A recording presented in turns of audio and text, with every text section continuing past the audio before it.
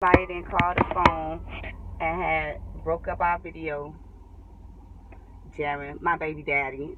Anyways, um, so I decided that, yeah, I want to take this risk and have this tubal ligation. So what happened was, after they did the cesarean and I was still open on the table, they tried to do a tubal.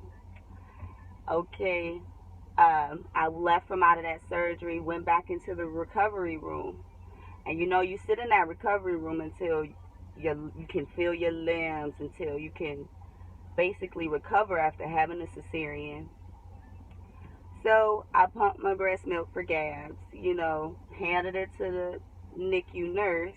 5 minutes later, I'm hurling. I'm throwing up everything, okay? And I feel this rushing wet feeling coming down the sides of me. And so but I look and I don't see anything. I'm dry, but I'm feeling like it's this rushing fluid. So hours go by. I'm still in the recovery room. I never went back to my regular room. Child, I didn't sat there. I didn't start sweating, and I mean profusely sweating. And so I called a nurse in, and I'm like, can you cut on the air or something, because it's hot. So she brings a fan. She plugs the little fan up. Next thing, I'm freezing my ass off. Wet with sweat. Freezing my ass off. My brother, my oldest brother, he done came in the room. He's like, how you doing? I done told him, go on home because, I'm too tired to talk. I ain't had time for nobody.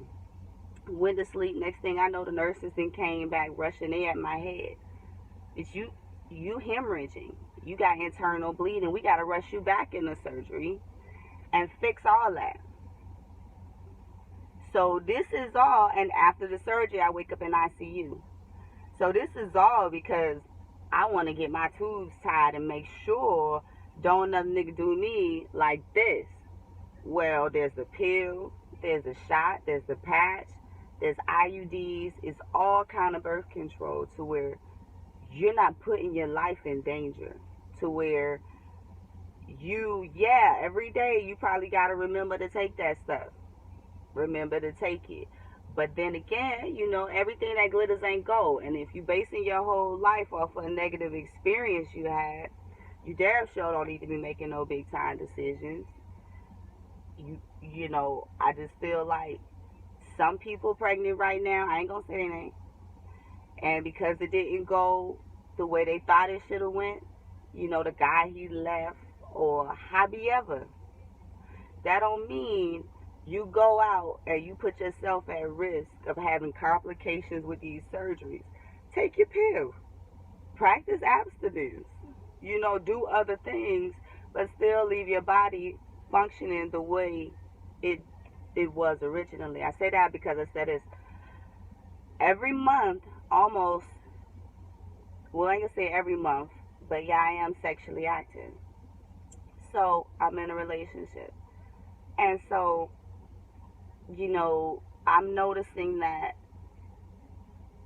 at this time, I feel like either my tubal ligation is repairing itself. I know, like when I went back into surgery the second time, they did whatever they did, but I feel like it didn't keep, or maybe it's not keeping me from getting pregnant, And so I went to the doctor about my shoulder. A little while back, about a year or so back, my shoulder was hurting me so bad. And she mentioned the fact that she feels like I need to be on the pill. I need to be on another form of birth control. And so I didn't understand, like, how would my shoulder have anything to do with birth control until I started to do more research. And one of the signs of ectopic pregnancies is you'll have shoulder pain. You'll have